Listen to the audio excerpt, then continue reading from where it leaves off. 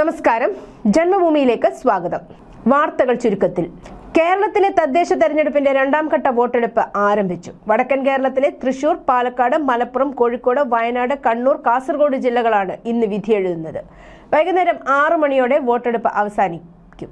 ആദ്യഘട്ടത്തിൽ വോട്ടിംഗ് യന്ത്രം തകരാറിലായ Alappuzha Mannancheri government high school ബൂത്തിലെ റീപോളിംഗും ഇന്നാണ്. ശനിയാഴ്ചയാണ് വോട്ടെണ്ണൽ.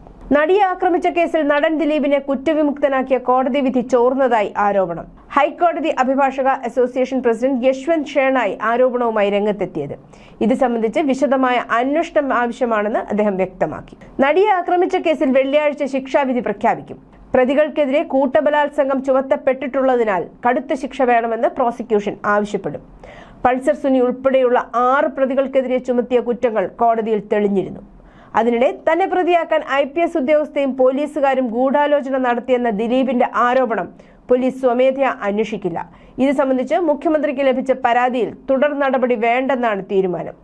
ദിലീപ് കോടതിയെ സമീപിച്ച് ഗൂഢാലോചനയിൽ പുനരന്വേഷണത്തിന് ഉത്തരവ് നേടിയാൽ അന്വേഷിക്കാമെന്നാണ് പോലീസിന്റെ നിലപാട്. അതിനിടെ നടിയെ ആക്രമിച്ച കേസിലെ അന്വേഷണ ഉദ്യോഗസ്ഥരെ വകവരുത്താൻ ഗൂഢാലോചന നടത്തിയെന്ന കേസിൽ നടൻ ദിലീപിനും കൂട്ടുപ്രതികൾക്കുമെതിരായ കുറ്റപത്രം സമർപ്പിക്കാനുള്ള നടപടികൾ അന്തിമഘട്ടത്തിൽ. ദിലീപ് 1-ാം പ്രതിയാണ്.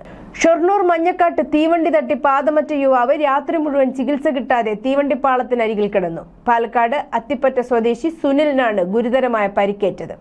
ചൊവ്വാഴ്ച രാത്രി നിലമ്പൂർ ഭാഗത്തേക്ക് പോകുന്ന തീവണ്ടിയാണ് തട്ടിയതെന്ന് കരുതുന്നതായി പോലീസ് പറഞ്ഞു.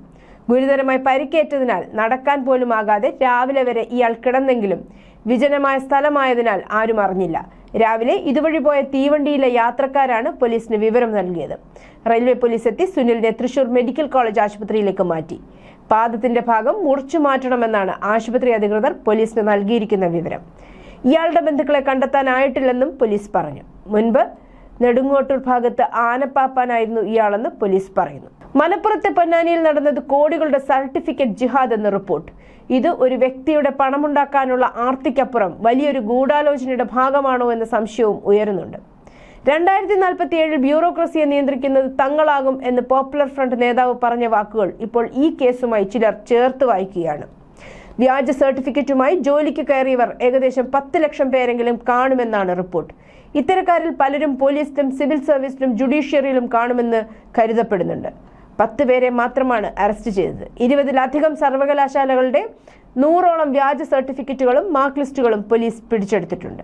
ബംഗളൂരു സ്വദേശി സൂരജ് ലാമയുടെ തിരോധാനത്തിൽ ആഞ്ഞടിച്ച് ഹൈക്കോടതി. പോലീസും എയർപോർട്ട് അധികൃതരും വിശദീകരണം നൽകണമെന്നും കോടതി നിർദ്ദേശിച്ചു.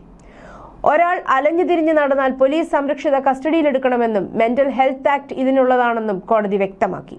സൂരജ് ലാമയുടെ തിരോധാനവുമായി ബന്ധപ്പെട്ട് മകൻ സ്റ്റോൺ ലാമ സമർപ്പിച്ച ഹർജി പരിഗണിക്കുന്നതിനിടയിലാണ് ഹൈക്കോടതിയുടെ വിമർശനം. പോലീസും എയർപോർട്ട് അധികൃതരും വിഷയത്തിൽ സമഗ്രമായ വിവരങ്ങൾ സമർപ്പിച്ച് വിശദീകരണം നൽകണമെന്നും കോടതി പറഞ്ഞു. കൊല്ലം അഞ്ചലിൽ ബസ്സും ഓട്ടോറിക്ഷയും കൂട്ടിയിടിച്ച് 3 പേർക്ക് ദാരുണാന്ത്യം. അക്ഷയ്, ജ്യോതിലക്ഷ്മി, ശ്രുതിലക്ഷ്മി എന്നിവരാണ് മരിച്ചത്. പുലർച്ചെ 1 മണിയോടെയാണ് അപകടമുണ്ടായത്. ഓട്ടോറിക്ഷയിൽ ഉണ്ടായവരാണ് മരിച്ചത്. കരവാളൂർ സ്വദേശികളാണിവർ. ശബരിമല അയ്യപ്പ ഭക്തർ സഞ്ചരിച്ച ബസ്സുമായിട്ടാണ് ഓട്ടോ കൂട്ടിയിടിച്ചത്. അക്ഷയാണ് ഓട്ടോ ഓടിച്ചിരുന്നത്. മറ്റ് 2 പേരും ബന്ധുക്കളാണെന്നാണ് വിവരം. ഉദുമയിൽ എക്സൈസ് സംഘത്തിന്റെ പിടിയിൽ നിന്നും രക്ഷപ്പെടാൻ കുടിവെള്ളത്തിൽ MDMA കലക്കിയ യുവ എഞ്ചിനീയർ ഉൾപ്പെടെ 3 അംഗ സംഘം അറസ്റ്റിൽ. ചട്ടഞ്ചാൽ കുന്നാറയിലെ K അബ്ബാസ് അറഫാത്ത്, മുട്ടത്തൊടിയിൽ സന്തോഷ് നഗറിലെ മുഹമ്മദ് അമീൻ, പള്ളിക്കരത്തൊടിയിൽ TM ഫൈസൽ എന്നിവരാണ് പിടിയിലായത്. ഫൈസലിന്റെ ഓഫീസിൽ ലഹരി കൈമാറ്റം നടക്കുന്നുണ്ടെന്നറിഞ്ഞ വിവരത്തെ തുടർന്നാണ് എക്സൈസ് സംഘം പരിശോധനയ്ക്ക് എത്തിയത്. കൊട്ടിയത്തുൾപ്പെടെ ദേശീയപാത തകർന്ന സാഹചര്യത്തിൽ കേരളത്തിലാകെ സുരക്ഷാ പരിശോധന നടത്താൻ ദേശീയപാത അതോറിറ്റി മുഴുവൻ റീച്ചുകളിലും സേഫ്റ്റി ഓഡിറ്റ് നടത്താനാണ് തീരുമാനം. 378 സ്ഥലങ്ങളിൽ പരിശോധന നടത്തും. ആദ്യഘട്ടത്തിൽ 100 സ്പോട്ടുകളിലായിരിക്കും പരിശോധന. ഇതിനായി 20 ഏജൻസികളെ ചുമതലപ്പെടുത്തിയെന്ന് ദേശീയപാത അതോറിറ്റി അറിയിച്ചു. പരിശോധന 3 മാസത്തിനുള്ളിൽ പൂർത്തിയാകും. ഇവിടെയെല്ലാം ഡിസൈനുകൾ പരിശോധിക്കുമെന്നും ദേശീയപാത അതോറിറ്റി അറിയിച്ചു. രാഹുൽ മാങ്കൂട്ടത്തിൽ MLA-ക്കെതിരായ 2ാമത്തെ ബലാത്സംഗ കേസിൽ മുൻകൂർ ജാമ്യം അനുവദിച്ചത് റദ്ദാക്കണമെന്നാവശ്യപ്പെട്ട് സംസ്ഥാന സർക്കാർ ഇന്ന് ഹൈക്കോടതിയെ സമീപിക്കും. ഇന്നലെയാണ് തിരുവനന്തപുരം ജില്ലാ സെഷൻസ് കോടതി രാഹുലിന് ഉപാധികളോടെ മുൻകൂർ ജാമ്യം അനുവദിച്ചത്. ഒരു ജനപ്രതിനിധിക്കെതിരെ ലൈംഗിക പീഡനം പോലുള്ള ഗുരുതരമായ ആരോപണങ്ങൾ ഉയർന്നിട്ടും വസ്തുതകൾ പൂർണ്ണമായി പരിഗണിക്കാതെയാണ് ജാമ്യം അനുവദിച്ചതെന്നാണ് പ്രോസിക്യൂഷന്റെ പ്രധാന വാദം. സമൂഹത്തിൽ മാതൃകാപരമായി പെരുമാറേണ്ട MLA-ക്കെതിരെയാണ് പരാതി. ഈ സ്ഥാനത്തിരിക്കുന്ന വ്യക്തിക്ക് ജാമ്യം അനുവദിക്കുന്നത് തെറ്റായ സന്ദേശം നൽകുമെന്ന നിലപാടിലാണ് സർക്കാർ. ഒതുക്കുങ്ങൽ മകളുമായി അധ്യാപിക സഞ്ചരിച്ച സ്കൂട്ടറിൽ ചരക്ക് ലോറി ഇടിച്ച് മകൾ മരിച്ചു. ചെനക്കൽ ചങ്ങരംചോല ഷാനവാസിന്റെ മകൾ റീം ഷാനവാസ് ആണ് മരിച്ചത്. 9 വയസ്സായിരുന്നു. അരിച്ചോൾ പി സ്കൂളിലെ 3ാം ക്ലാസ് വിദ്യാർത്ഥിനിയാണ്. ഇതേ സ്കൂളിലെ അധ്യാപികയായ മാതാവ് സജനയോടൊപ്പം സ്കൂളിലേക്ക് പോകുമ്പോഴാണ് അപകടം. സിമന്റ് കയറ്റി വന്ന ലോറി കോട്ടക്കലിനടുത്ത് അരിച്ചോൾ പുത്തൂർ ഇറക്കത്തിൽ നിയന്ത്രണം വിട്ട് സ്കൂട്ടറിൽ ഇടിക്കുകയായിരുന്നു. ഇതേ ലോറി പല വാഹനങ്ങളിലും ഇടിച്ച് അപകടത്തിൽ 9 പേർക്ക് പരിക്കേറ്റിട്ടുണ്ട്. ഇവരെ ചങ്കുവെട്ടിയിലെ സ്വകാര്യ ആശുപത്രിയിൽ പ്രവേശിപ്പിച്ചു. ഗൂഗിളിനും മൈക്രോസോഫ്റ്റിനും പിന്നാലെ ഇന്ത്യയിൽ വമ്പൻ നിക്ഷേപത്തിനൊരുങ്ങി അമേരിക്കൻ ഇ-കോമേഴ്സ് ഭീമൻ ആമസോൺ.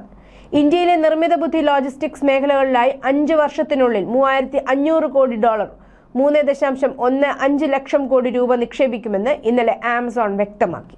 ഗോവ നിശ ക്ലബ് തീപിടുത്ത കേസിൽ വഴിത്തിരിവായി മുഖ്യപ്രതികളായ ഗൗരവിന്റെയും സൗരഭ് ലുത്രയുടെയും പാസ്പോർട്ടുകൾ റദ്ദാക്കിയതായി ഗോവ പോലീസ് അറിയിച്ചു. ഇത് തീപിടുത്തത്തിന് മണിക്കൂറുകൾക്ക് ശേഷം തായ്ലൻഡിലേക്ക് പലായനം ചെയ്ത സഹോദരങ്ങളെ ഫുക്കറ്റിൽ നിന്ന് യാത്ര ചെയ്യുന്നത് തടയുകയും ഇന്റർപോളിന്റെ സഹായത്തോടെ നയതന്ത്ര മാർഗങ്ങൾ വഴി അവരെ നാടുകടത്താനുള്ള ഇന്ത്യയുടെ സാധ്യതകൾ ശക്തിപ്പെടുത്തുകയും ചെയ്യുന്നുവെന്ന് ഉദ്യോഗസ്ഥർ വ്യക്തമാക്കി.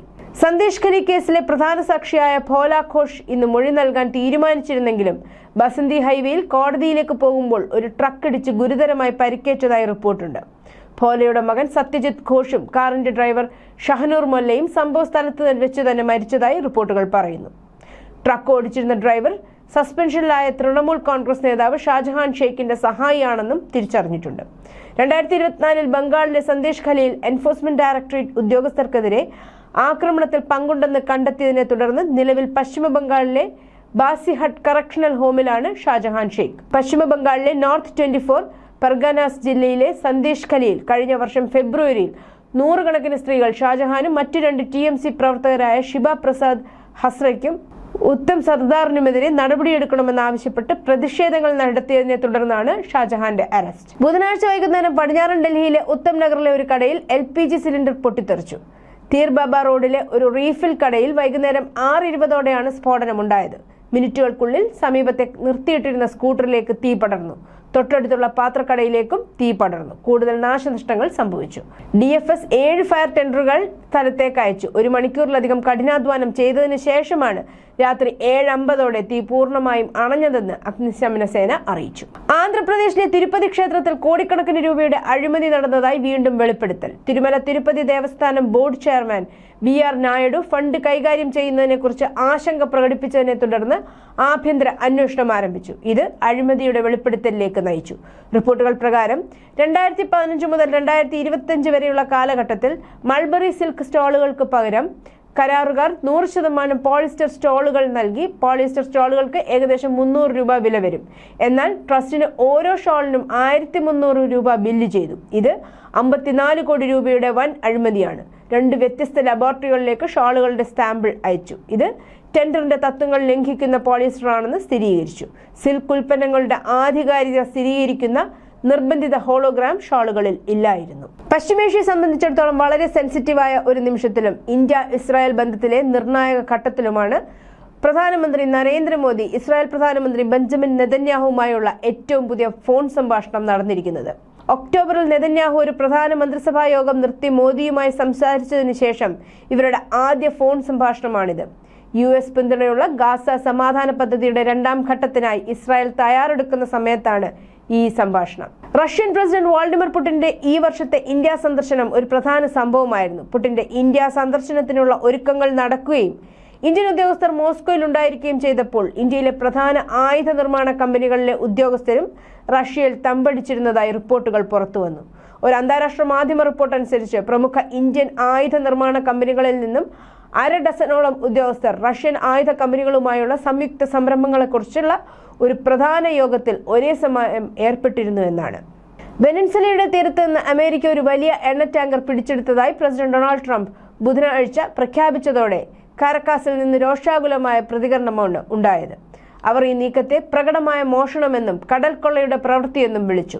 വൈറ്റ് ഹൌസിൽ ബിസിനസ് നേതാക്കളുമായി നടത്തിയ വട്ടമേശ സമ്മേളനത്തിനിടെ ട്രംപ് ഈ പ്രഖ്യാപനം നടത്തി. US ഇതുവരെ പിടിച്ചെടുത്തതിൽ വെച്ച് ഏറ്റവും വലിയ ടാങ്കറാണെന്നും അദ്ദേഹം പറഞ്ഞു. റഷ്യയിൽ സെന്റ് പീറ്റേഴ്സ്ബർഗിലെ ഒരു പ്രധാന മാർക്കറ്റിൽ വൻ തീപിടുത്തമുണ്ടായി. നിരവധി സ്ഫോടനങ്ങൾ കേട്ടതായി ദൃക്സാക്ഷികൾ പറഞ്ഞു. സോഷ്യൽ മീഡിയയിൽ വ്യാപകമായി പ്രചരിച്ച ഒരു വീഡിയോയിൽ മാർക്കറ്റിലൂടെ തീ പടരുന്നതും ഉയർന്ന തീജ്വാലകൾ ഇടതൂർന്ന കറുത്ത പുകയും രാത്രിയിലേക്ക് ഉയരുന്നതും കാണാം. കെട്ടിടത്തിനുള്ളിൽ വളരെ പെട്ടെന്ന് തീപിടിക്കുന്ന ഒരു വസ്തു അതിവേഗം പടരുന്ന തീപിടുത്തത്തിന് കാരണമായി റഷ്യൻ അടിയന്തര മന്ത്രാലയത്തിന്റെ പ്രസ്താവനയിൽ പറയുന്നു. മാർക്കറ്റിൽ തീയണയ്ക്കാൻ 96 അഗ്നിശമന സേനാംഗങ്ങളെയും 26 യൂണിറ്റ് ഉപകരണങ്ങളെയും വിന്യസിച്ചിട്ടുണ്ടെന്ന് മന്ത്രാലയം അറിയിച്ചു. ഒരാൾക്ക് പരിക്കേറ്റതായി പ്രാഥമിക റിപ്പോർട്ടുകൾ സൂചിപ്പിക്കുന്നു. തീപിടുത്തത്തിന് കാരണമായതിനെക്കുറിച്ച് മന്ത്രാലയം കൂടുതൽ വിവരങ്ങൾ നൽകിയിട്ടില്ല. News desk Janmabhumi.